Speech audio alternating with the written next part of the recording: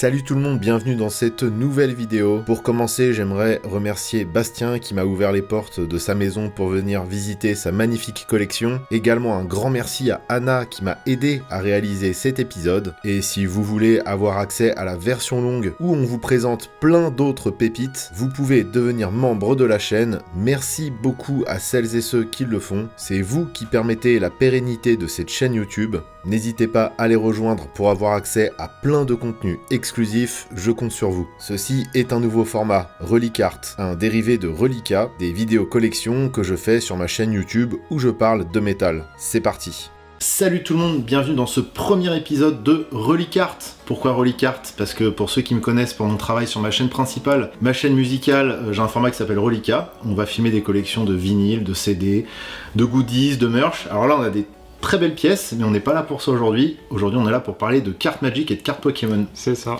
Donc déjà, merci beaucoup de m'accueillir chez toi, dans cette maison de geek. Humide. Ouais. Pas le geek humide, mais la maison humide de geek. ouais, c'est vrai que là, oui, alors pour le coup, là, les clichés sur la Bretagne, oui, écoute, c'est comme ça. Ouais, on fait ce qu'on peut. On fait ce qu'on peut, mais en tout cas, t'as une très très belle pièce qu'on va aller voir, donc avec, comme je disais, du Magic, du Pokémon. Et toi, t'es plutôt, on va dire, axé mi-sprint, mi-cut, test-sprint. Ouais, je fais... c'est comme pour la musique, hein, je fais partie de ces mecs qui vont aller diguer des trucs un peu inhabituels, la petite information passionnante à tel endroit. On est sur de la niche de niche. Ouais, y a pire que moi, c'est toujours pareil, mais oui, on est sur de la bonne niche, du mi-sprint, du test-sprint. En général, j'aime bien avoir les vieux printings aussi, les premiers printings des différentes cartes, si je peux, évidemment. Faut dire que la dernière fois que j'ai joué contre toi, c'était en Commodore Multi, et t'avais un deck déjà avec la pierre mécanique Magic, donc la mécanique qui est mutation. Eh oui, ce machin là. Voilà, exemple, donc la mécanique d'Ikoria que personne n'a trop adhéré, mais en plus de ça, c'était un deck full mi-sprint. Ouais, c'est ça. Donc pour la lecture de jeu... C'est pas le but. Voilà, ouais. Mais en tout cas, c'était une expérience assez inédite pour le coup, et ça, c'était assez cool. Donc on va aller voir ça dans ta pièce. Donc comme je disais, il y a vraiment plein de choses, parce que tu joues aussi, t'es de plus en plus joueur. Surtout, ouais, j'ai beaucoup arrêté la collect. Déjà parce que j'ai plus les sous pour ça, parce que j'ai plus la patience pour, que les frais de douane ont explosé. Bref. C'est pareil pour le vinyle, pour tout ce qui est import vinyle et tout, c'est un peu l'idée, c'est compliqué ces trucs-là. Ouais. Et puis c'est comme un jeu quoi. C'est quand même un jeu, et t'as aussi pas mal de pièces vintage parce que tu joues aussi en format éternel. Parce que je joue depuis longtemps surtout. Ouais. J'ai démarré quand j'avais 10 piges, et maintenant j'en ai 37, donc ça commence à faire un moment que j'agrège du carton, que j'ai jamais vraiment revendu. C'est aussi ta particularité, c'est que comme beaucoup de gens de notre génération, on jouait quand on était petit, en mode gougou gaga avec les cartes, on comprenait même pas trop ce qu'on faisait avec. Passer à l'adolescence, on passe un petit peu à autre chose et puis on se désintéresse de Magic. Et une fois qu'il y a un peu de pouvoir d'achat qui revient, hop, c'est le drame. Voilà, on se remet dedans. Sauf que toi, en fait, t'as jamais arrêté quoi. C'est ce qui fait aussi que t'as pu accumuler plus de choses que la moyenne. Ouais, c'est ça. Et puis après, à partir du moment où j'ai eu un salaire aussi, il se peut que. Ouais, mais au moins, toi, t'as bien rentabilisé. Parce que ça t'a aidé dans ta vraie vie, on va dire. C'est vrai que ça m'a aidé à payer la maison finalement, de revendre une bonne partie de la collecte. Enfin, pas la maison, l'apport de la maison, faut pas non plus exagérer quoi. Ouais, mais quand même, ça a été du coup, ça a même pas été un investissement, c'est juste que vu que t'as jamais arrêté, qu'en fait ça, les prix ont spike, t'as pu sortir comme ça quoi. C'est ça, et puis moi ça m'intéresse pas d'investir en fait. C'est tous les crypto boys là, tu vois, qui comprennent pas trop ce qu'ils font, mais on touchera peut-être deux mots. On touchera peut-être deux mots quand on parlera de Pokémon tout à l'heure, mais on va pas perdre de temps à parler d'eux. Tu joues avec tes cryptos, voilà. Disons que les gens qui stockent du Pokémon, il y en a 5% qui jouent, 95% qui collectionnent. Magic, c'est le contraire. Magic, c'est l'inverse, c'est bien. Faut que ça reste l'inverse. Complètement. Et écoutez, il y a plein de trésors à aller voir. On se retrouve tout de suite. Rebonjour. Rebonjour. Je vois ça faisait longtemps, putain, surtout avec tous ces réglages à la con.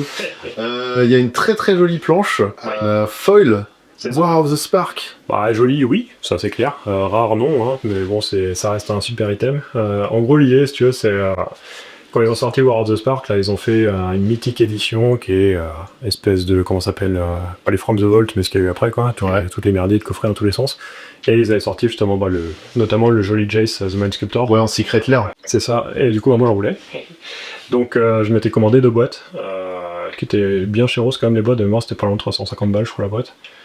Et le truc, c'est qu'ils ont complètement merdé. Ils ont fait la distro, en fait, par eBay. Et il y a eu un bug, je sais pas ce qui s'est passé, mais ce qui fait qu'ils en ont vendu 48 000 alors qu'il y en avait genre 12 000 en stock.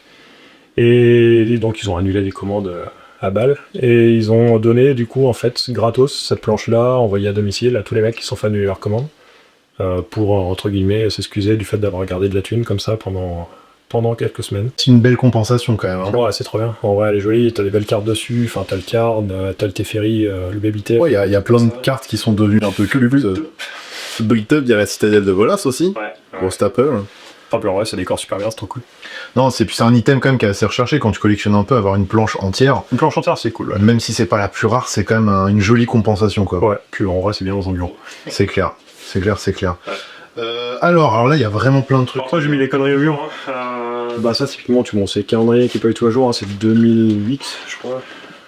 Qu'est-ce que ça raconte? Calendrier 2016, tu vois. Ouais. Pour ça, typiquement, c'est le magasin où j'allais jouer quand j'étais petit, parce que 2007, j'étais déjà plus si jeune. Qui a fermé à une époque et qui du coup m'a donné 2 calendriers en fait qu'ils avaient pour décorer avec c'est que des dragons, c'est ça? Bah celui-là c'est que des dragons, le deuxième c'est que des anges, et donc c'était l'époque où t'avais Cold Snap, Ravnica, ce genre de trucs. Ouais. Donc t'as quand même des artworks qui sont assez magnifiques. C'est un item sympa hein, quand même. C'est un item sympa, ouais. Ça tu le vois pas souvent par contre. C'est vrai. Bah ça intéresse pas personne du monde. Si on reste sur les trucs sans mur, t'as le Coup de Flasque, la Fish Liver All Cup qui est un tournoi old school qui se déroule à Gênes. Okay. Qui déroule toujours à Gênes d'ailleurs. Je l'ai fait, c'était quand? C'était 2019 je crois de mémoire, deuxième édition. Et c'est en fait, t'imagines un tournoi old school dans un phare du XIIIe siècle, avec tes murs en pierre et tout, Génial.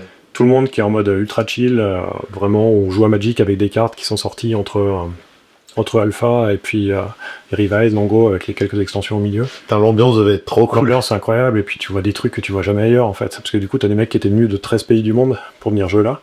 T'as des mecs qui étaient de Nouvelle-Zélande, des États-Unis et tout, avec des items absolument incroyables. Donc, on parle de cartes. Peut-être des gens qui ont déjà vu l'espèce de Tortank sur carte Magic. En gros, t'as le dos, c'est une carte Magic. Le front, c'est un Tortank avec une police en comics sans MS qui est vraiment dégueulasse. Ça, typiquement, il y avait un des mecs qui en avait un sur place. Ok. Il a ramené des items qui sont vendus à quelques centaines de milliers d'euros. Allez, let's go. Et puis, du coup, j'ai vu des mecs qui jouaient le lendemain en Alpha 40, qui est le format où tu joues que de l'Alpha. Ouais. Et à l'ancienne, tu vois. Genre, tu flippes ta Chaos Orb Alpha, sans pochette, sur un Black Lotus Alpha, sans pochette. Et les mecs, on s'en battre les couilles, quoi. C'est un format de milliardaire. C'est vraiment, ouais, le mec qui joue avec sa maison, quoi. Oui. Bon, je joue pas dans ce format, mais pour le coup, c'est vraiment cool à voir. C'était assez rigolo. Et super ambiance, trop bien. Ils avaient fait des petites cartes pour l'occasion, tu vois. Trop cool. Le Seasonal Lotus que t'as globalement le droit d'utiliser qu'une seule fois dans ta vie. Trop bien. C'est vraiment, ça va 2018, du coup, tu vois, t'as la date qu'elle. Hyper bien. Qu'est-ce qu'il y a d'autre? Pourquoi t'as des cryptiques commandes en Onset là? Attends, j'ai enlevé machin. En fait, c'est pas du Onset, c'est des artist proof de White Langord, en fait. Ok. Et en fait, c'est le dernier artwork qu'il a fait avant de décéder. Et en fait, du coup, comment dire, c'est l'agent en fait de Wayne England à l'époque qui a distribué ces trucs-là, et un peu en mode hommage, quoi. Et du coup, t'as des beaux objets. T'avais une petite lettre d'accompagnement. Du coup, de la femme de Wayne England, en fait, qui remerciait d'avoir acheté ça aussi, pour supporter un peu la famille. Trop stylé. Super objet. Puis il y a une petite louche avec Unstable marqué au marqueur. Exactement, ça c'est purement affectif. Hein. C'est un pote du coup qui organisait l'AP à l'époque que j'avais gagné. Que du coup c'est mon trophée en fait d'AP, qui est une magnifique louche. Tu as acheté à Ikea. Elle est super belle. Et ça en fait c'était l'intérieur, tu as des boîtes de booster en Unstable où tu avais en fait toute une espèce de recette à la con de Minus et Cortex à moitié direct. Ouais, je m'en souviens, j'avais bien aimé cet Unset. Bon, ça je l'ai gardé. Et les autres boîtes, la plupart je les ai jetés, mais ça je trouve génial. Ouais. Mais d'ailleurs Infinity j'ai pas trop aimé moi. J'ai pas fait, moi je fais de moins en moins d'AP pour le coup. Ouais. Et je suis perdu dans toutes les sorties. Hein. Enfin j'imagine ça le casse énormément de gens. On est passé de 4 sorties par an à 8, 9. Ouais c'est ça, et comme j'ai beaucoup mis de côté la collecte en fait pour plus me mettre sur le jeu, tout ce qui est les sets purement collection où t'as strictement rien à sauver dedans. Oui, parce que là on peut voir, t'as un reliquat de l'époque où tu faisais les full sets. C'est ça. En gros, depuis que je suis petit, j'ai essayé de tout collectionner Magic parce que j'adorais ça, quoi. Ouais. Et du coup, j'avais quasiment tout, on va dire, de Limited à Carnage. Donc une bonne partie qui est partie quand j'ai acheté la maison, tout simplement. Ouais. Il y a des trucs qui restent, hein, clairement. Limited, j'ai plus tout, mais typiquement, tu vois, je m'étais fait une jolie petite boîte avec les mashups qui est par couleur. Trop bien. La boîte, c'est toi qui l'as imprimée en 3D, c'est ça? C'est ça. Très C'est moi qui l'ai designé, c'est moi qui l'ai imprimé. Stylé. Bon. En fait, le problème aussi quand tu collectionnes, c'est que tu as toujours envie de mettre ta collection en avant. Ouais. Du coup, tu vois, il y a des reliquats de 5 ou 6 époques différentes où j'ai voulu tester des trucs différents, mais finalement, ça n'a plus rien de commun. Et puis j'aime bien parce que en fait, c'est quand même un peu le bordel. On a tendance quand même à affiner ce qu'on collectionne avec le temps. Ouais. Au début, on veut faire du full set. Après, on s'intéresse à des trucs très précis. Mais on a envie de garder quand même un peu tout. Ce qui fait que c'est toujours un peu le bordel dans les collections. Et en même temps, j'aime bien. C'est très magique et très savant fou, c'est d'avoir un peu des boîtes partout, des classeurs partout. Moi, j'ai toujours voulu faire un truc uniforme, mais finalement, j'ai retrouvé qu'un énorme merdier parce que j'ai voulu faire 5 trucs uniformes différents. Moi, je kiffe. Moi, je kiffe. C'est trop bien. Alors là, il y a un de mes items préférés de ta collect. Celui-là, là, Ouais, c'est un tableau avec 2 cartes. Explique-nous. Ouais, donc ça, c'est un artwork de Jasper Mirforce, du coup, qui est là, un des pionniers, on va dire, Magic à l'époque, qui est toujours en activité. Et du coup, qui a fait donc cette peinture à gauche là, pour de mémoire, ça devait être genre un championnat de Legacy en Finlande. Moi, j'ai rien à voir avec ça, je l'ai pas gagné, j'ai pas joué, j'étais pas en Finlande. C'est juste que le mec qui l'a gagné, bon, il l'a revendu pour pas excessivement cher. Et puis moi, je trouvais l'artwork absolument incroyable, avec du coup les petits Demonicords qui grimpent sur le Basalt Monolith. C'est ça. Du coup, je l'avais acheté et j'ai chopé du coup les cartes en collector edition à frame avec directement pour avoir l'artwork d'origine à côté de l'original de la peinture. Parfait. Et du coup, ça rend super bien, je suis trop content. Très très stylé. Là, on a un petit peu de Pokémon. On peut faire un petit crochet par Pokémon. Voilà, vu qu'il y a un Dracofeu signé. Bah, comme je joue à Pokémon, quand c'était quoi? C'était Jungle ou Fossil, je crois que ça devait être Fossil qui sortait, parce que bah oui, j'ai démarré avec la boîte de Tempête. Donc le deuxième et troisième set. Ouais, donc je jouais globalement, comme tout le monde, hein, des Dracofeu, des Tortanks, des Feurizards. Et du coup, j'avais mes 4 Dracofeu, j'ai revendu les 3 autres, globalement, parce que ça m'arrive, vu que j'y joue plus, ça me fait plus vraiment grand chose d'en avoir 4. J'en ai gardé un pour la forme, et pour le coup, ma femme était à Japan Expo il y a quelques années. Et du coup, il y avait Mitsuhiro Arita qui était invité sur le stand Wacom. Donc elle a eu l'occasion de le ramener en fait pour le faire signer par l'illustrateur de base. Très cool. Qui vient assez régulièrement en France, hein, Mitsuhiro Arita. Oui, il fait le Gala TCG récemment, je crois. Ouais, il y a un de ses gros contacts en France qui est assez actif sur les groupes Pokémon. Ouais. Là, on a aussi du Yu-Gi-Oh! Alors là, ça a l'air de... Je sais pas si on peut en parler, mais... Je pourrais pas te dire exactement d'où ça vient. Bah ouais, j'imagine bien. De provenance. Ce qui est marrant, c'est que c'est du full misprint. Hein, tu vois, c'est des... Ça, c'est un filler allemand où ils ont pas coupé la bordure à côté. Bon, là, t'as des petites pièces d'Exodia, tu sais, le gros machin de l'époque. Oui, que tu dois construire. En fait, on va peut-être pas trop dans le noir, mais le nom qui est au-dessus de la textbox. Ouais. Et genre ces machins-là, tu vois, le nom, il n'est pas du tout imprimé, il n'y a rien en fait. Ouais, c'est que du misprint en fait, et c'est des bouts de. Ouais, c'est miscut, misprint, c'est un gros bordel. Ouais, c'est un truc qui a été raté et qui aurait dû être plus ou moins détruit, quoi. Ok. D'accord, alors là pareil, il y a tout un tas de cartes sur la table, je sais pas si tu avais des lots. J'ai pas du tout fait des lots, c'est juste que je me suis encore fait avoir et j'ai encore voulu monter un nouveau deck et du coup j'ai acheté plein de nouveaux trucs. Il y a plein de machins compliqués. Okay. On parlait de Winding Land tout à l'heure, hein. Je pense que ça pourrait peut-être le coup de montrer ça, qui est quand même agréable. Ça reste un artwork absolument magnifique, c'est Warwick Gorgia Dragon. Au-delà de l'aspect jouabilité et toutes les combos que tu peux faire avec. Oui, c'est un peu débile, c'est rigolo. Super cette carte. Je l'ai mis dans mon Tanouk récemment. Ton Tanouk? Ouais. Après, ouais, si on passe sur les gros trucs, je t'ai quand même sorti ça. Bah, du coup, Allez, tout simplement. Les 10 bilans, hein, c'est important. En alpha, évidemment, sauf un. Sauf un, du coup, la bulk, qui n'existe pas en alpha. Après, bon, ce qui est intéressant, c'est aussi la manière dont je les ai récupérés au fur et à mesure. C'est que j'avais déjà du coup mes 2 Taiga, parce que je joue lent dans Legacy, et du coup c'est ça que tu joues quoi principalement. Ouais. Et après en fait, disons que les autres je les ai chopés assez récemment, je pense qu'il y en a 8, même 9 sur 10 en fait que j'ai chopé l'année dernière. Et l'idée c'était, j'avais pas vraiment envie de mettre d'argent, parce que mine de rien ça coûte quand même pas mal d'argent. Ouais. Et surtout, entre-temps, il y a les frais de douane qui ont changé. Donc si tu achètes un truc des US, tu tapes le facteur qui vient à ta porte et qui te demande 30% sur le payeur de ce que tu achètes. J'ai connu ça donne plus du tout envie de commander outre-Atlantique. Et du coup, comme j'avais déjà, entre guillemets, acté, si tu veux, le fait que j'ai arrêté de collectionner, un peu tout et n'importe quoi, j'avais notamment 2 cartes Pokémon très rares, que je n'ai plus, hein, je pourrais pas te les montrer. Je t'enverrai les photos, si tu veux. Ouais, carrément. Un truc qui s'appelle un Mew Art Academy, de 2015. Qui était en PSA 10, donc le truc de grading, j'aime pas du tout le grading, mais bon, en l'occurrence ça a été gradé. Ah ouais. Et comment il s'appelle, le Zoroark Force Edition, bon bref, c'est un concours de dessin en fait d'enfants japonais à l'époque, en PSA 9 celle-là, et qui sont toutes les deux des cartes qui montrent un Mew en fait, enfin le Mew oui, et l'autre qui montre un Mew en background, et qui sont limités à 100 exemplaires chaque en gros, donc c'est des trucs que j'avais acheté relativement cher, on est déjà sur quelques milliers d'euros, ouais, quand même 4 chiffres, ouais. Et que du coup j'ai retrade à un mec qui est parti récupérer des bilans aux États-Unis parce que c'est un vendeur qui a chopé ce qu'il me fallait là-bas pour venir, quand il revenait en Europe, me les trade directement contre les cartes, pour pas qu'il y ait d'argent, de machin, et que ce soit juste un échange entre des mecs qui collectionnent et qui jouent quoi. Ok, ok. Et du coup, c'est comme ça que tu t'es fait ta collecte. Comme ça que je suis oui, on aurait les vrais bilans d'un côté, là, les 10. Donc comme ça je peux jouer ça en duel commandeur. Bon par contre je suis bloqué sur le fait de jouer des commandeurs 5 couleurs. C'est un peu la tristesse. Je suis en train de monter. Enfin, tristesse non, c'est cool en vrai. Je suis en train de monter un Terra là notamment. Ok. Je me suis fait avoir par la hype du Relic Fest. J'ai pas pu y aller, mais j'ai regardé les streams et du coup. Ah bah il faut frustration, tout ça. En plus la belle Terra Final Fantasy VI à mano. Et puis même c'est la meilleure musique de tous les Final Fantasy, le thème de Terra. Je suis pas d'accord, mais j'ai trop. On pourra en discuter, mais très jolie carte en tout cas. Bien trouvé. Ouais. Du coup j'ai commencé à acheter du stuff pour Terra. Ok, donc toi t'as l'air quand même d'être un pimper là, de ce que je vois sur la table. Ouais, c'est un peu... Ça brille, il y a du all-frame, il y a tout qui brille même j'ai l'impression. Bah disons que si je pouvais avoir tout en all-frame foil, je pourrais. Enfin j'aimerais plutôt. Ouais. Je pourrais pas, en fait j'ai pas les sous pour, mais j'aimerais.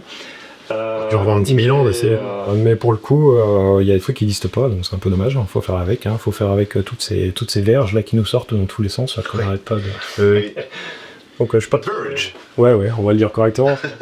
Et après même tu vois dans le frame foil, t'as de la variance en fait. Tu prends genre des Force of Will. Ouais, donc t'as ton carré de Force of Will, ou la 4ème de traînée dans un classeur. Okay. Et en fait, selon le printing, tu t'aperçois que t'as pas du tout le même foil. Enfin, regarde celle du milieu. Bah, c'est le problème de Magic actuellement, c'est que l'impression, elle est pas correcte. Elle est un peu dégueulasse. Et en fait, selon si t'es imprimé en Belgique, aux États-Unis ou au Japon, bah t'as pas du tout le même rendu. Tu vois, là t'as impression belge, physique, et puis là c'est impression soit américaine, soit japonaise, je saurais pas te dire. Ouais. Où t'as un truc qui est vachement plus mat, t'as pas tous les reflets que t'as dans le foil classique.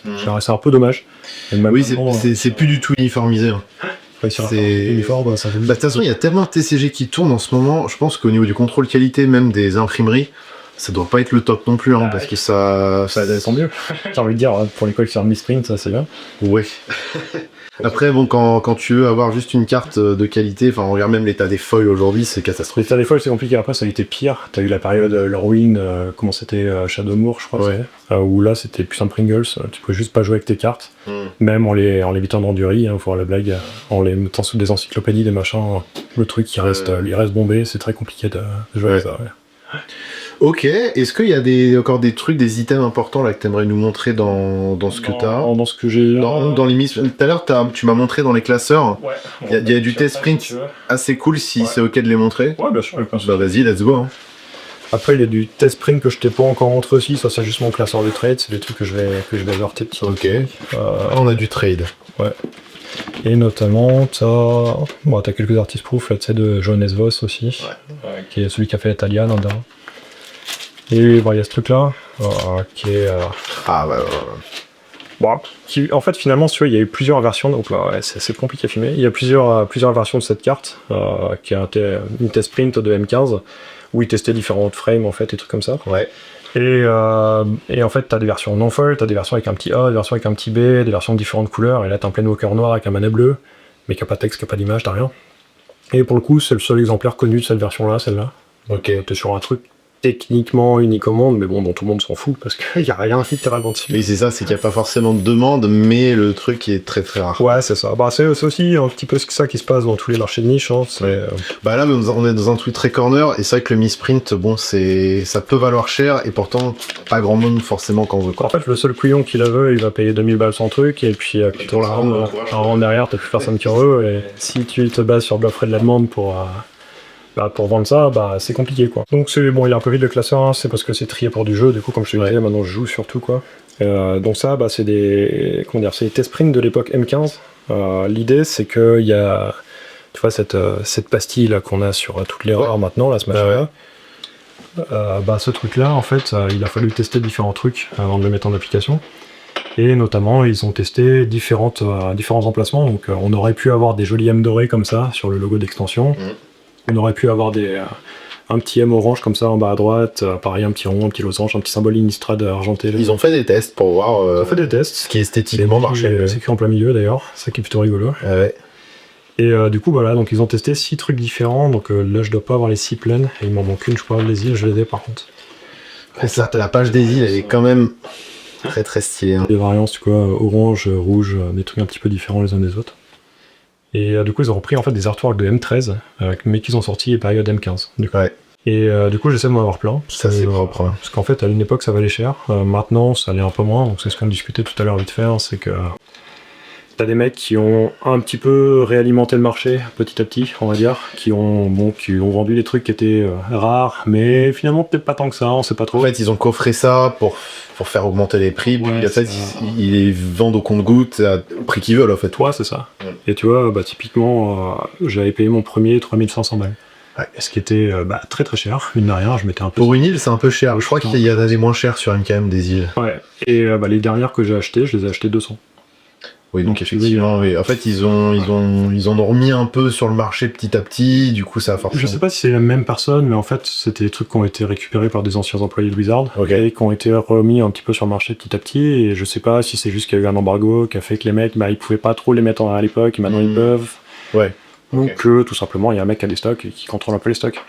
Ok. Et c'est un peu le même problème avec Summer Edition, Edgar, édition Summer Magic si tu veux, il y a plein de noms, qui est un truc qui est rare, qui est très désiré par les collectionneurs et qui est un peu l'item, on va dire, mythique de plein de collectionneurs, un truc que personne entre guillemets n'a vu mais qui est cool, qui est cool à voir, et qui finalement est peut-être pas si rare que ça, quoi. C'est-à-dire que normalement toutes les boîtes sont censées avoir été détruites, mais bon, on a quand même quelques petites infos qui laissent à suggérer qu'il y a des mecs qui ont des stocks et qui les écoulent petit à petit, quoi. Et tu comptes toutes les récupérer et tes bonbons chauds. Toutes. J'essaie juste d'avoir de quoi jouer monocolore en commandeur, quoi. Donc là, typiquement, C'est ça, quoi. j'aimerais bien monter un Azusa, c'est bon, j'ai mes... Ah bah, c'est oui, là, t'as les 12 fois, ouais. Donc je suis content. Ça, c'est... Il n'y a plus qu'à choper le reste du pack. Et alors, il y a des gens qui doivent se dire, mais qu'est-ce qu'il raconte, c'est complètement fou, il est en train de nous montrer des terrains de base qui valent 3000 €. Non, plus maintenant, mais ouais. Plus maintenant, mais à l'époque, certains valaient ce prix-là. Et oui, bah écoutez, c'est le délire des test prints, vous pouvez pas comprendre. C'est le délire de la collection, de toute façon, je veux dire, quand t'es collectionneur, t'es un peu con, quand même. T'es un bon pigeon. Mais ouais, moi, je suis en train de baver, là, sur ton classeur. Là. C'est là qui vaut un peu de sous, quand même, en mine de rien. Putain, la textless, là. Donc ça, c'est une forêt de textless avec les couleurs, du coup, de la Summer Edition, que je te disais. Mais c'est pas une Summer, du coup, c'est une test print. En fait, ce qui se passait, c'est qu'ils voulaient tester un nouvel endroit où imprimer leurs cartes aux US. Et du coup, ils envoyaient quelques exemples de cartes à imprimer, notamment celle-là. Et comme ça permettait de tester les couleurs et tout. Et ils ont trouvé que la couleur qui ressortait était extrêmement proche des couleurs Summer. Donc sans que ce soit un Summer, c'est pas le fichier Summer qui a été envoyé, mais ça ressort avec les couleurs de Summer en fait. Ouais. Je veux que tu montres le bac. Ouais. Et le bac, je vais te montrer, du coup il est assez différent, tu vois, il est vachement plus pâle. Si on veut se comparer avec une carte normale. Non mais à côté, tu vois. Ouais, complètement, ouais. Il y a un truc qui est vachement plus pâle, ouais. Et après, si tu restais sur les bacs, tant qu'à faire, t'as ce truc-là aussi. Donc ça, c'est ce qu'on appelle la 4e alternate. Donc Ah oui, effectivement, c'est plus sombre. Donc j'ai pas de lumière noire là, mais si tu veux, ça réagit aussi différemment à la lumière noire par rapport aux cartes normales. Et tu peux les repérer assez facilement, notamment avec le coin haut à droite du hall, tu vois, qui est sombre. Sur le Tesla était vachement plus clair là-dessus.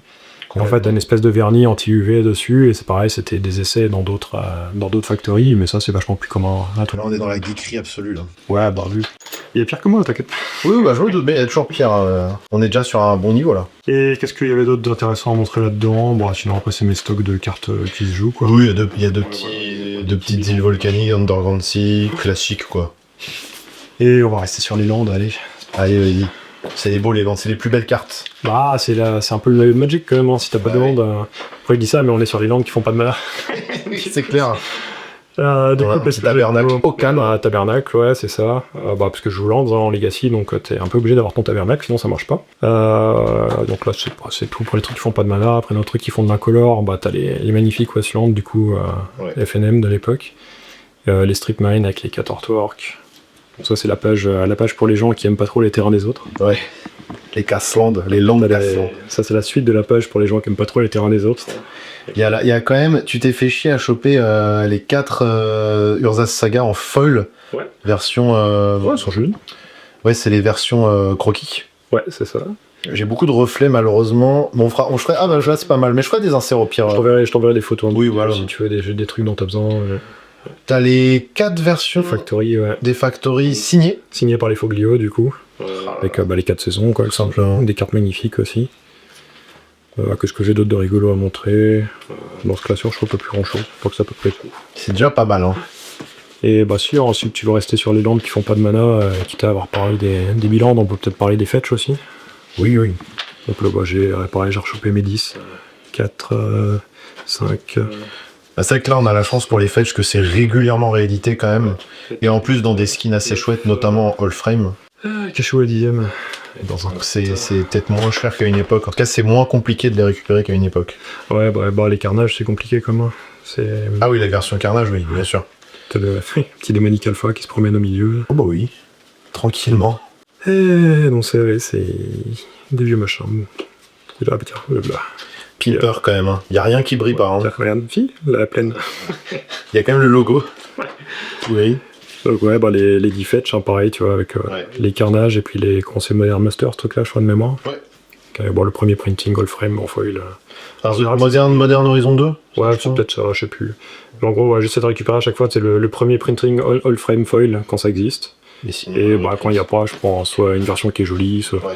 Bon, c'est du classique, mais t'as du P9 qui traîne aussi. Ah bah oui. bah oui, j'en ai eu plus, cela dit. On en discutait aussi, mais dans les échanges que j'ai fait pour récupérer mes test prints, j'ai notamment lâché un Time Twister Alpha, un Moth Pearl Beta, qu'est-ce que j'avais d'autre? J'avais un Temo Conlim qui restait de mémoire, qui étaient des trucs jolis quoi, que je pourrais pas te montrer, hélas. Qui a toujours les jolis cailloux. Bah voilà, là on est sur du classique qui fait quand même plaisir. Ouais, on présente plus, hein. Évidemment. Il faut sortir le machin surtout. Le petit black. Normal. Ouais. Et pour le coup, j'ai eu énormément de chance pour les choper, ces trucs-là. Donc je te montrerai les bleus après si tu veux sur le classeur. Mais en gros, c'était Coupe de France Legacy 2000 quoi. 2015-16, un truc comme ça, je sais plus. Enfin, où je tombais sur un ancien joueur qui jouait dans la même boutique où j'étais petit, qui était revenu revendre ses cartes. Et du coup, toutes les petites boutiques parisiennes qui étaient autour, qui revendaient tous ces vieilles machins. Et en fait, on est resté discuter, et puis bah, comme on se connaissait, il m'a revendu son P9 à Nîmes, à 6 000 € à l'époque. Oh, putain. Donc 6 000 €, ça remballait 9 000. Donc bah, moi j'étais étudiant, c'était on va dire l'héritage du décès de ma grand-mère. Putain, mais ce que je veux pas, quand j'étais... Mais c'était un petit... On pouvait pas savoir que ça deviendrait ce que ça deviendrait. Ouais, c'est ça. Et puis, bah, du coup, téléphoner à ma femme juste après en disant « Écoute, il se peut que je vienne de dépenser à peu près tout l'argent qu'on a. J'espère que ça va aller. » D'ailleurs, ça va parce que du coup, tu es en couple avec ta femme, enfin, en concubinage, etc. Est-ce que être collectionneur fou comme tu es, ça a un impact en vrai dans la vie personnelle, ou est-ce que t'as de la chance, elle est tolérante par rapport à ça? C'est vrai que ça peut être un vrai sujet, ça. Bah, déjà, elle est tolérante par rapport à ça, du fait que bah, c'est aussi grâce à ça qu'on a eu la maison. Voilà, donc il y a ça. Il y a aussi que, bon, elle est aussi un peu geek sur les bords, donc elle comprend oublier. Et qu'on n'a jamais été dans la merde. Ok. On n'est pas riche, hein, enfin, moi j'ai un salaire qui est quand même plutôt bien, mais qui n'est pas non plus la folie. Mais ça permet quand même de vivre, quoi, si tu veux. Donc tant qu'on n'a pas été dans le rouge, elle a vraiment jamais gueulé dessus, et je suis tolérante vis-à-vis de ça. Après, je lui dis pas forcément le prix où j'ai acheté certaines cartes. C'est ça, j'imagine que à peu près n'importe qui t'arrivera ta vie. Après, bon, aussi, il y a le truc où, bah, toi, tu collectionnes depuis 25 ans, c'est pas plus. Ouais, plus que ça, j'ai démarré, j'avais 10 ans, j'avais 37. Mais du coup, t'as eu quand même à l'époque accès à des cartes qui aujourd'hui sont devenues inaccessibles financièrement. Et t'as su revendre aussi à des moments où il fallait revendre, voilà. Pas vraiment. Moi, je suis plutôt un peu contre et à toujours acheter et jamais revendre. Ok. Et bah, notamment bah, pour la maison, tu vois, quand j'ai dû revendre des cartes, j'ai revendu une bonne partie de ma collecte, j'ai revendu tout Arabian, tout Antiquities, tous mes bilans de Revise de l'époque, les anonymes que j'avais aussi. Ok. Et bah, je me suis fait à peu près 20 000 balles en un week-end. Ouais, bon, t'as quand même revendu des trucs pour...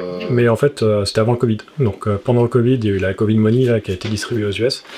Et ce qui fait que tous les gens ont investi dans des cryptos, dans des cartes Pokémon, même dans des cartes Harry Potter, alors que le jeu avait coulé depuis 10 ans, il y a tout qu'à spiker, tout ce qui avait une valeur de collection, l'immobilier je t'en parle pas évidemment. Du coup, tout ce que j'avais vendu, je l'aurais revendu, je pense, le double, facilement, 2 ans plus tard. Mais bon, maison, tu vois. Oui, ouais, mais c'est ça, c'est quand même, de toute façon, si tu revends, c'est que sur le moment, t'as quand même aussi besoin de faire rentrer... bien sûr, je n'ai pas de regret vis-à-vis de ça, hein, c'est clair. Ok. Trop bien, vas-y, mon. Je pense qu'il y a d'autres de rigolo là-dedans, les petites bagueuses, on s'en bat bien. Quelques petits artefacts, quand même des choses cool. Il y a un très joli Soling là-haut. Beau celui-là. Et de l'autre côté, là, c'est des trucs à un mana, comme c'est tri par coup, il y a le Time Vault, qui est pareil, que j'ai pas payé très cher, hein. Je l'ai payé ma paye de stage en 2013, j'avais payé ça 190 € sur eBay Near Mint. Je me rappelle du prix, ça m'avait choqué. La Chaos Arm aussi, qui est un de mes artworks préférés de Magic. C'est vraiment trop bien. Et puis, je crois qu'il n'y a plus grand chose. Pas mal du tout. Ouais. Trop bien. Est-ce que en Magic, t'aurais encore des trucs que tu voudrais nous montrer absolument de la collecte? J'ai des trucs, bon, on va partir sur les bleus après, si tu veux, pour voir le Twister et des trucs comme ça. Allez, vas-y. Dans l'école, je te montre juste ça parce que je l'ai sous la main. Vas-y. Donc, ça, c'est tout ce qui est blanc, quoi. Ah, vas-y, dis-moi. Du coup, ouais, je l'ai sous la main, je te sors ça. Donc, bon, un petit cantique selon rimé en foil qui est toujours joli. Qu'est-ce que j'ai d'autre comme rigolo là-dedans? Une balance alpha que j'ai acheté très peu avant le ban en duel commander. Donc, qui a pas beaucoup balancé les trucs, mais ça reste une belle chose. Un petit mot là qui traîne aussi. Alors, il y a quoi là-dedans? Ah bah oui. Allez hop là. Il y a les crop rotation du coup. Qui sont des très bonnes cartes. Pour tu sais ce que Oui, effectivement. Oui, où j'ai même pas dit. pas, oui. Parce qu'on était du côté musique et métal de la force, donc sur le moment j'ai juste dit, bon, on en reparlera. Non, pareil, il y a des crossovers qui vont se faire. Hein. Ouais.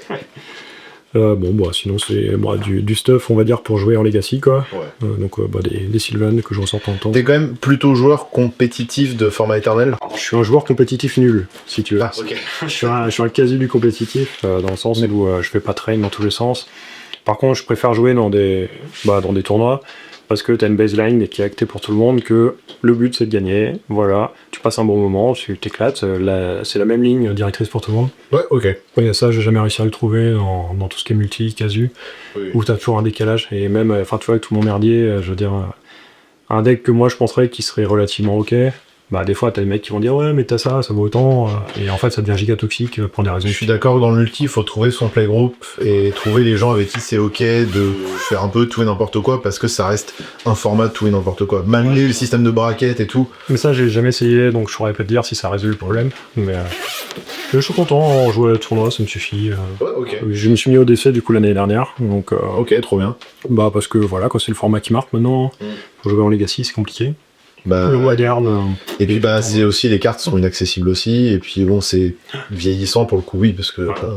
Le côté singleton que j'aime bien aussi dans le DC, qui fait que tu peux en quelque sorte collectionner sans collectionner. Ouais. Et, en plus, quand t'as un pimper, le commander, c'est chouette, quoi. Ouais. Alors, qu'est-ce que j'ai là-dedans? C'est des cartes de side. Alors, le petit trail quand même. Ah ouais, ok, d'accord. Du coup, quand je l'ai acheté celui-là avec le P9, il était juste signé par Richard Garfield. C'est la signature argentée que t'as au milieu, qui avait rajouté des petits oiseaux dans le ciel et lui rajouté des petits détails. Et puis du coup, j'ai rencontré Marc Poul au GP Strasbourg, enfin MF Strasbourg 2018, 19 je crois. Donc je lui ai fait rajouter, quitte à ce qu'elle soit déjà signée, je vais faire rajouter des petits détails de son choix, quoi. Il a choisi de faire une petite pluie de météore avec une petite signature. Tellement stylé. Donc vraiment cool. Elle est vraiment superbe cette carte. C'est pour compléter du coup en 2 mana, tu vas avoir le Time Walk qui est ici. Que je suis super, qui est super carte. Ça rend trop bien. Et le petit Time Twister qui va dans les paquets A3, qui est là. Qui du coup est anonyme, parce que j'ai largué le alpha que j'avais. Même l'appli. Et Je suis c'est un joli petit pool de cartes. Ouais, plus grand chose là-dedans. Et qu'est-ce que je peux te montrer de rigolo? Il y a ce que je te montrais tout à l'heure aussi, je pense, qui est un peu inhabituel, qui est pas un objet qui ça vaut de la thune, mais c'est pas un truc qui est facile à revendre et à se débarrasser. Okay. Tu vois, c'est partie de ces objets de collecte que je pense que je vais revendre à terme. D'accord. Parce que c'est pas jouable en fait. C'est vraiment. En fait, moi, ce qui m'a un peu fatigué avec la collecte aussi, au-delà du fait de plus avoir les cartes, de plus pouvoir acheter les cartes que j'ai revendues, c'est de dire, t'agrèges, tu mets en bas classeur, hop, tu ranges, fin de l'histoire. C'est pour ça que, comme tu disais, toi, t'as de plus en plus tendance à jouer, et moi aussi, effectivement, avec le temps, je suis plus joueur que collectionneur, parce que ta collection, tu la vois, tu la touches, tu la partages. Ouais. Et c'est quand même kiffant d'avoir un beau deck commander, et tu vois, oui, c'est cool, et puis, tu vis un petit peu avec, quoi, complètement. Puis c'est un jeu à la base, c'est pour être joueur. Complètement, c'est pas comme ce qui est devenu Pokémon où c'est le contraire, quoi. Ouais, ça. On en reparlera si tu veux tout à l'heure, mais avec Pokémon, moi ça m'a gavé, hein. C'est une des raisons pour lesquelles j'ai arrêté de collectionner Pokémon aussi, c'est la commu. Beaucoup la commu, hein. J'entends tout à fait. Il y a des gens adorables dans la commu, mais bon, c'est pas la norme. Ça devient un truc de crypto bro malsain, quoi. C'est ça. Ouais. Alors, du coup, qu'est-ce qu'on a? Portal 3, qui est un set qui est pas courant à trouver. C'est vrai que t'as ça. Qui est du coup, que j'ai en full anglais. Voilà, c'est niche, hein. Et c'est surtout qu'il y a des artworks qui sont superbes. Ouais. Elle est assez connue pour Ravage of War, notamment cette série, qui est le 2e Armageddon que tu peux jouer en duel commander. Ouais. C'était le premier printing de Le premier un peu réalcé aussi, il a mis très longtemps à être réédité. C'est ça, qui est ici, du coup. Qui à l'époque valait quand même pas mal de sous avant son reprint. Ouais.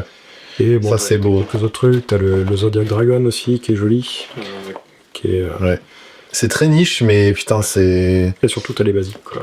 Et du coup, tu l'as pas pris en chinois parce que tu préférais pouvoir jouer les cartes ou... Non, c'est une opportunité. Enfin, regarde, moi, c'est montagne juste. Façon vraiment incroyable. Trop bien. Ouais. On t'a fait le tour du Magic là, tu penses? En vrai, on pourrait faire encore des tonnes et des tonnes de tours. À moins que t'aies vraiment un item de fou. Je pense que il y a quand même ces trucs-là qu'il faut qu'on regarde. Ces deux-là. Ah oui, putain. Ah mais oui, j'avais oublié. Comme ça, on va passer sur les crossovers. Vas-y. Mais typiquement, tu vois, en 2018 au GP Lyon, donc j'étais un peu de poussière là-dessus. J'étais pas très bon, hein. Ce que je disais, hein, compétitif nul. Par contre, j'ai joué Lanterne Control et j'aime beaucoup jouer Lanterne Control. Okay. Et je sens qu'il y a des gens qui vont me détester pour avoir dit cette phrase. Mais du coup, moi, j'étais à 0.3 hein, parce que je joue mal Lanterne Control. Du coup, j'avais fini par arrêter pour aller faire du Legacy, mais entre le démarrage du Legacy et la fin du Moderne, j'étais allé voir un petit peu au Sign Booth faire signer un truc. Sauf que j'avais rien à signer de Magali Villeneuve qui signait à l'époque. Et il y avait notamment le débarras des landes de base pour les gens qui font du draft qui était là. Il y avait un token Pyromantic Pixels, c'est la pub Minecraft de Magic, qui traînait là. Et c'est un peu fait tilt que, mine de rien, c'est Magali Villeneuve qui a illustré Chandra. Bah oui, qui a fait les plus belles Chandra. Du coup, j'ai récupéré le token et je me suis mis dans la file. Et puis en fait, je lui ai demandé si elle pouvait me faire une petite signature carrée, format Minecraft, ça s'est fait avec le machin. Donc j'aime bien les items signés un peu inhabituels. Ah non, mais oui, ça pour le coup c'est vraiment cool. Ça, tu vois, encore une fois, c'est le genre de truc qui me donne envie de collectionner les signatures aussi, quoi. Moi je fais pas parce que j'aime bien les artworks en général et j'aime aussi bien lire le texte de ma carte et que l'adversaire puisse le lire si c'est pas une carte habituelle. Ouais, mais là c'est un token et il y a une histoire en plus. Ouais. Et la signature est pas habituelle. Ouais, c'est ça. Mais c'est pour ça que je reste sur de l'anglais en fait, si tu veux tout le temps. C'est aussi pour cette histoire de transparence et d'uniformité. J'aime bien ce qui est uniforme. Bon, à part tout ce merdier là.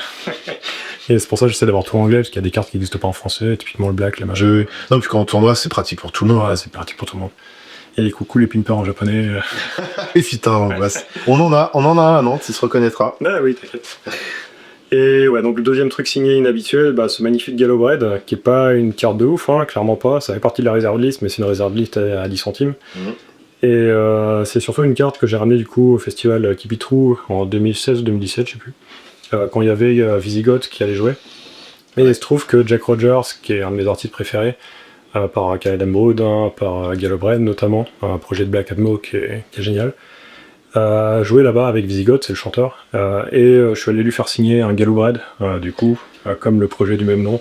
Puis ça, ils en voient pas tous les jours, ils doivent être contents de signer ça, les gars. Surtout que de mémoire, j'avais lu une interview qui disait que le nom du groupe venait de cette carte Magic. C'est aussi pour ça que je l'ai ramené, pour faire signer ce truc-là. Très stylé. Pas comme quand on s'appelle Necroticus qui joue au Kilton cette année. Je pense que ça n'a rien à voir. J'ai pas raté une carte Magic à faire signer. De toute façon, il y a tellement de cartes Magic qu'au bout d'un moment, il y aura autant de.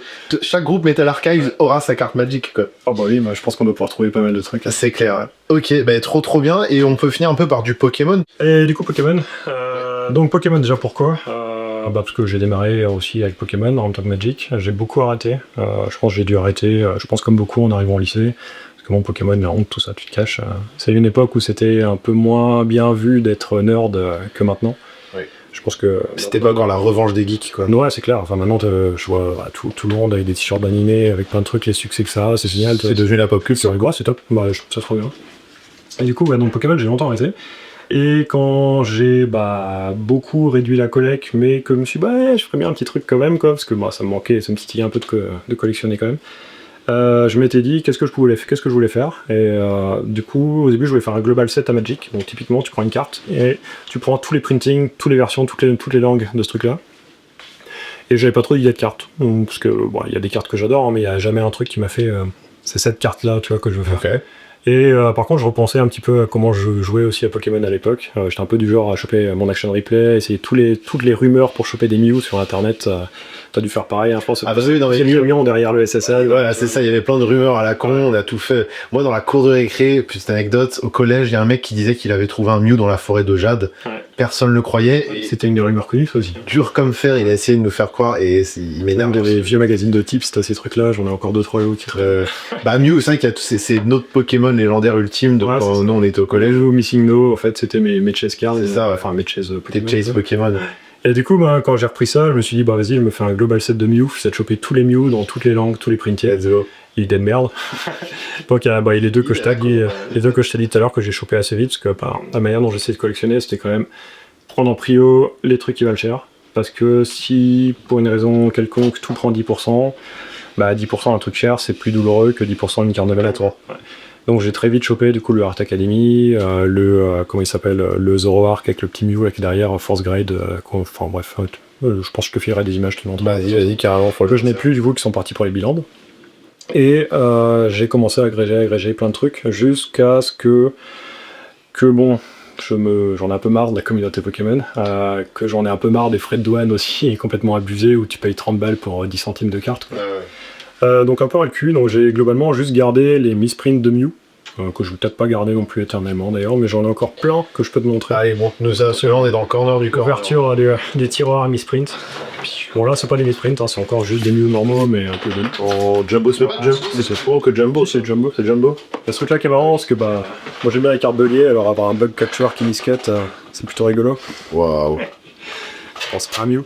Et tout ça c'est des Mew par contre. Et parmi les trucs sympas, je pense que le plus gros ça va être celui-là. Hein, qui est le Mew Star, j'en avais 3 à une époque, de miscotte comme ça, deux Allemands et un Français. Moi déjà la carte en elle-même est... La carte en elle-même c'est une chase card, hein, clairement, des mecs qui s'intéressent à Pokémon de manière générale. C'est les Gold Stars, bon par contre le fait qu'elle soit allemand ça intéresse beaucoup moins de monde. C'est un peu compliqué comme item, dans le sens où Nearmint comme ça vaut déjà pas mal de thunes. Nearmint Miscut, il y en a pas tant que ça quoi. Donc réussir à m'en débarrasser, c'est compliqué. Mais le jour où tu trouveras la personne qui le veut... c'est ça, faut trouver. C'est jackpot quoi. Ça c'est incroyable. Vas-y, go trouver l'autre moitié. Ouais, c'est compliqué, mais ça du coup c'est un Gold Mew, je sais plus comment t'appelles ça en célébration.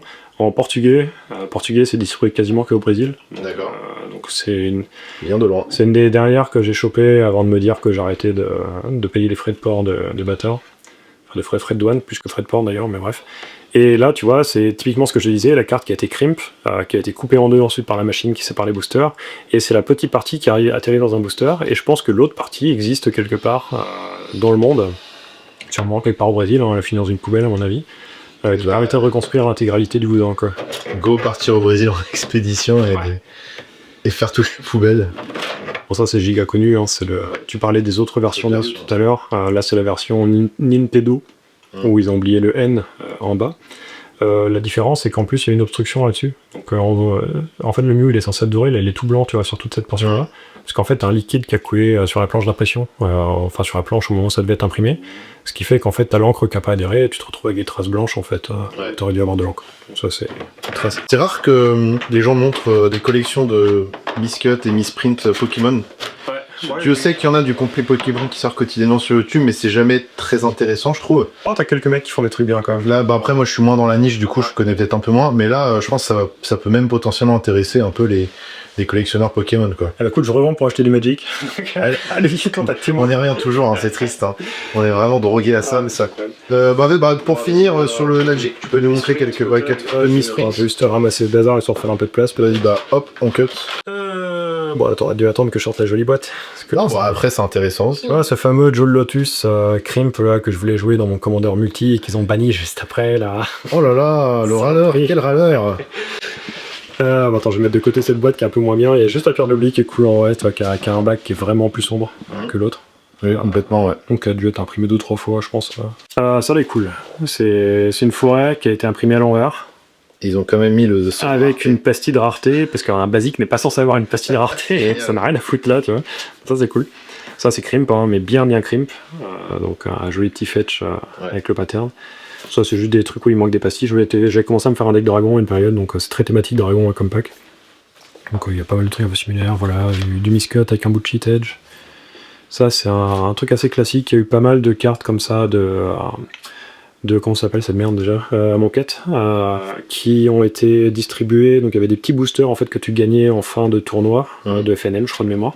Et parmi ces boosters là exclusivement, t'as eu quelques foils qui ont été imprimés en fait avec le pattern d'une autre carte derrière. On voit. la petite fantomatique. Je sais plus laquelle c'est, je crois que c'est celle qui pond des Drake, la de 2 là. Ah oui, c'est le havre des dracons, je crois que ça s'appelle. Ouais, c'est ça. Bon ça, oui, espèce de trace sur le côté de la barrière liquide qui a un peu défoncé l'encre à l'impression. Qu'est-ce que j'ai de rigolo là-dedans? Un peu miscut. Ça c'est un peu baveux aussi. Ça c'est très baveux pour le Ah ouais. Voilà. Je pense que pour cette boîte... Ouais, il y a un peu de truc, quoi. Cette boîte c'est un peu pareil, parce que mine de rien, il y a d'autres conneries. Qu'est-ce que j'ai de rigolo là-dedans? Des miscuts. Ce miscut c'est classique, on va dire, comme erreur. C'est un truc que tu vois assez souvent. Ça c'est cool, parce que tu vois la petite pastille en forme de lune pour une carte The Dark, c'est plutôt sympa. Très, très stylé. C'est assez raccord. Double lune. De mémoire, c'est pas la plus grosse boîte, celle-là. D'ailleurs, le petit Arcanif, il manque la pastille, voilà, des miscuts. C'est ça que j'appelais une roller mark tout à l'heure, pour ceux qui voient pas ce que c'est. Donc c'est vraiment le truc qui va décaler la carte sur le côté, qui va laisser une trace dessus, quoi. Voilà, donc bon, là on part sur des petits sorciers. Il y a encore des dragons qui traînent. Celui-là, tu vois, qui est vachement saturé aussi en magenta. Le Sion. Différents miscuts. Souvent, tu vois, c'est... En fait, le truc quand tu chopes des miscuts, c'est que tu vas très souvent tomber sur des mecs qui ont acheté un deck, et tout le deck, les c'est ça, si on revient, même quand sur les groupes ça part, comme par hasard, c'est souvent des gros lots de basiques ou des gros lots de listes de decks précons. C'est ça, et du coup, tu chopes très souvent, en fait, souvent, tu vois, le truc où t'as pas la pastille en bas, parce que c'est un commandeur, et du coup, sur tout le commandeur qu'ils ont chopé, c'était la même erreur. C'est comme le jackpot quand tu ouvres un baka. Oui, il y a eu le comment dire, Emiel, là, Emiel the Blessed, qui est tiré, qui vient du nom d'un mec qui s'appelait comme ça, qui avait ouvert, tu sais, cette espèce de commandeur où les cartes ont été imprimées 4 fois.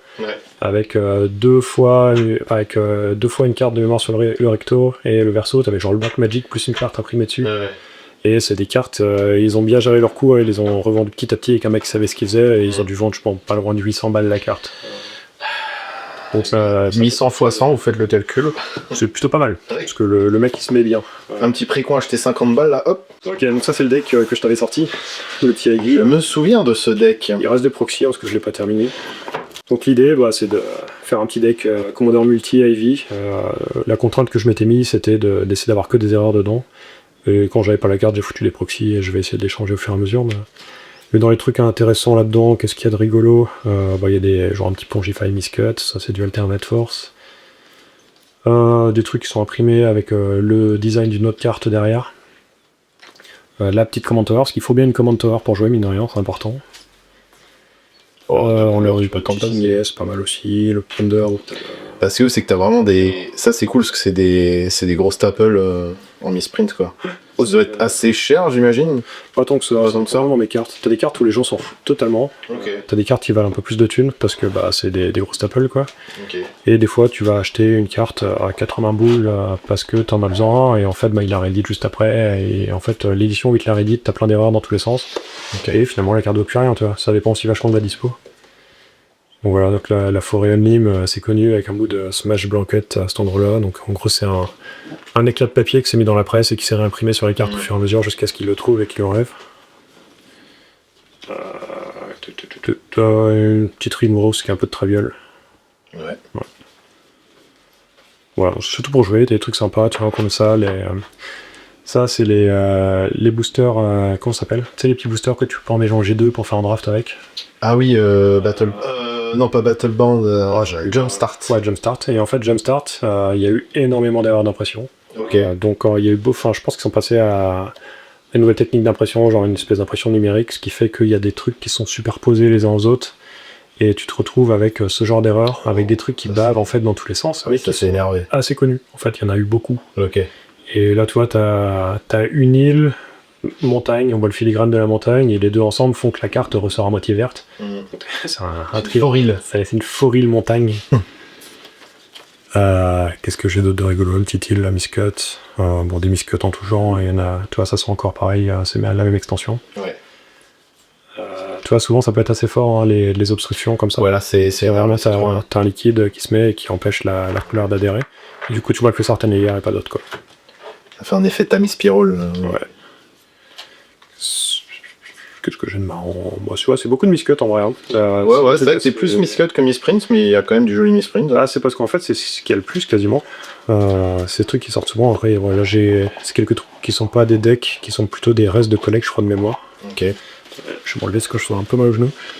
T'as ce truc-là qui est assez connu en fait, où il y a comment dire, la partie foil qui a été foutue à l'envers. Ouais. Donc en fait, la partie qui aurait dû être là, elle est ici. Donc ça te fait une espèce d'angle. Trop bien. Ça c'est du miscut. Ça il manque la petite pastille. Ce truc-là, c'est encore une roller mark. Là, t'es encore sur une carte qui est saturée en magenta. Du crimp. Là, c'est miscut. Ça c'est beau le triangle miscut là. Ouais. T'en as encore un autre qui miscut en haut, t'en as encore un autre qui miscut sur le côté. Ouais, les trios miscut là, let's go. T'as le playset ou... Non, j'ai pas le playset, mais le cycle. Non. Après, ces trucs-là, tu vois, c'est pareil, c'est que quand ils t'en sortent, c'est imprimé par planche. La planche, s'il y en a une qui miscut, toutes sont miscut. Et si elle a passé le quality control, bah, elles ont toutes passé le quality control. Et souvent, ce qu'on conseille à un mec qui va trouver un misprint dans un booster, c'est de retourner très vite là où il a acheté, d'acheter le reste de la boîte. Parce que du coup, par extension, tout le reste de la planche de rare ou de commune est miscut par un vari. Donc, vaut mieux le prendre, quoi. Parce que t'as un beau potentiel d'avoir des belles choses. Donc, retenez ça. On donne des tips là. C'est ça. Mon petit Splitter Kitten, ça c'est parti, tu vois, des cartes que j'avais achetées un peu cher et qui ont été rééditées depuis, mais qui restent une très très bonne carte. Donc quelques fillers que je garde pour faire des tokens copies du coup dans le deck AJ. Bah ouais. Pour bien que ce soit illisible. Pour que ça soit complètement incompréhensible. Alors les fillers, si vous savez pas ce que c'est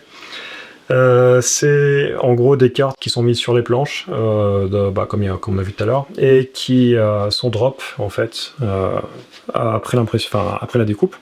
Et l'idée c'est d'avoir des planches qui sont configurées d'une certaine manière pour que les packs de draft soient à peu près équilibrés.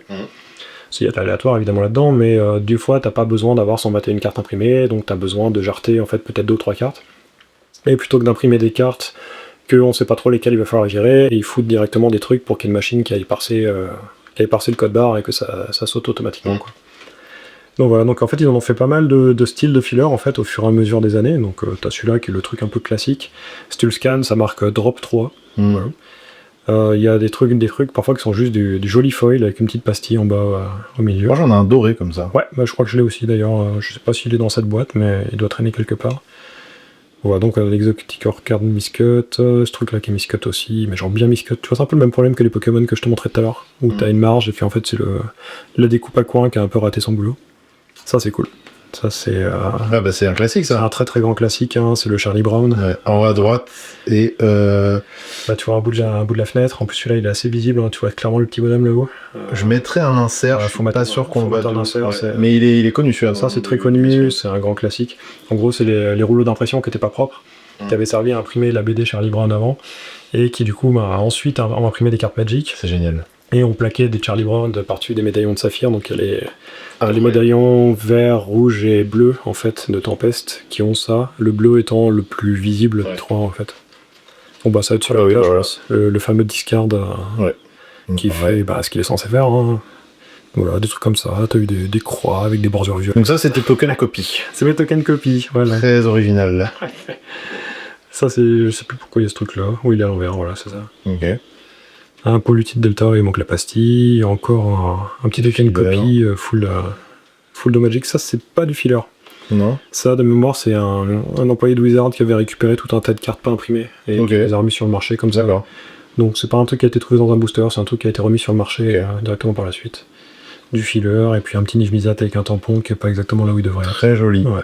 Et c'était le commandeur du deck dragon. Et sacrée collection, et encore je précise qu'on n'a pas tout eu. On a un dernier item à montrer dans le salon qui est chouette. Vas-y go, on se retrouve dans le salon. Petit dernier du coup. Ouais, donc là une jolie collection métal, mais aujourd'hui on n'est pas là pour parler de ça. T'as pas mal de trucs, t'as du prog, il y a un peu de tout. Mais c'est ça qui nous intéresse. Voilà, puis c'est un peu métal quand même. Enfin métal, rock, folk, prog.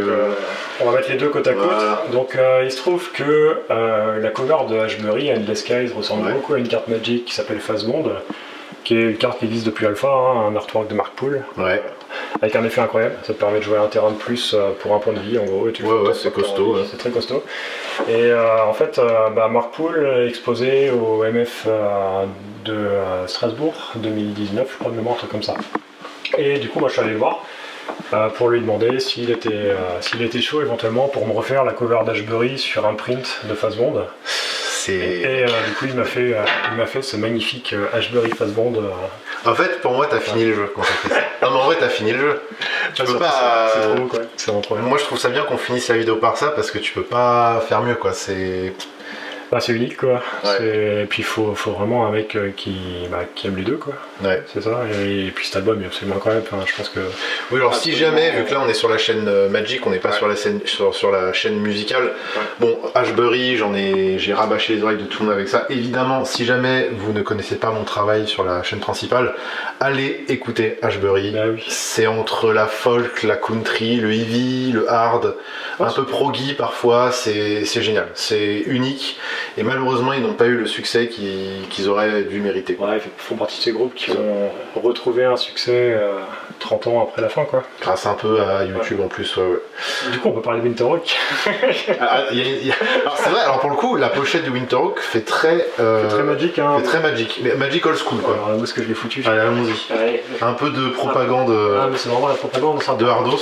C'est très important, la propagande. Sur le de la pochette, histoire d'être sûr que ça reflète. Tu verras bien. C'est vraiment la propagande. Pour le coup, elle fait très Magic. Donc c'est un senteur de 2 pour un bleu plus 2 génériques. Ouais, et puis un petit mana blanc qui traîne, quoi. Je pense, mais c'est un snow permanent. Ah oui, et puis bon, qu'il a le vol quand même. Il vole. Ouais. Mais il est vanilla, quoi. Il a juste le vol et un body. Et il a le rock aussi, quand même. Hein. Oui. Ah bah là, oui. 20 sans faute. Ça, c'est. 20 sur 20, c'est vraiment l'instant pub totalement éhonté. J'ai aucun. Non, mais c'est bien. En fait, si tu veux, ça fait le. Ça fait le pont entre les communautés. C'est ça. C'est-à-dire que du coup, Relica devient Relicart. Alors, j'arrête pas les Relica. Il y en a déjà un prévu qui est en route là. Mais c'est vrai que ça fait le pont entre la chaîne principale et la chaîne Magic. Donc, très bonne idée d'avoir présenté ça. Très bien. Et connaissez-vous Peacegrave? Est-ce que vous connaissez Sadistic Execution? On va peut-être pas mettre les pochettes là par contre. Ok, et bah écoutez les gens, et oui, on a une cadreuse avec nous aujourd'hui. Merci Anna, coucou. Merci Anna. Tiens, hop là, contre-champ, mais il y a les fenêtres derrière, donc on ne filmera pas les fenêtres. Et bah merci beaucoup d'avoir regardé cette vidéo, j'espère que ça vous a plu. N'hésitez vraiment pas à mettre des commentaires, à dire ce que vous en avez pensé. Moi j'aime bien tout le partage autour des misprints, des miscuts et tout, c'est un truc qui me passionne de plus en plus. Et il y aura d'autres vidéos sur cette chaîne pour parler de ça, croyez-moi. On n'a pas parlé des altérations, t'es pas très altération toi? Pas trop, non, les trucs officiels quoi. Okay. Officiel, enfin il y a le trall que je t'ai montré tout à l'heure. Ouais. À une époque, j'avais une trop alpha aussi que j'avais fait altérer par Poole aussi. Ok. Parce que c'est pas lui qui a fait l'artwork de base, mais bon, il y a son copyright dessus sur la alpha. Ouais. Donc j'avais fait racheter un bird que j'ai plus la carte, hein, il est parti en trade pour les. Ouais. Bref. Pour les bilans. Donc non, je suis pas très alter. Je sais qu'il y a du monde okay. par contre qui est chaud là-dessus. Ouais, et puis les altérations, puis aussi les artist proof quoi. Les artist proof, ouais. Voilà. Je pense qu'on fera bientôt aussi un Relicart sur les artist proof et sur les altérations. Ça aussi, c'est un monde qui me passionne. Sur ce, n'hésitez pas évidemment à vous abonner, à mettre la cloche, à commenter, à liker, etc. C'est très important. On le répète, pourquoi on le répète? Parce que c'est très important. Bisous tout le monde. Salut. Ciao.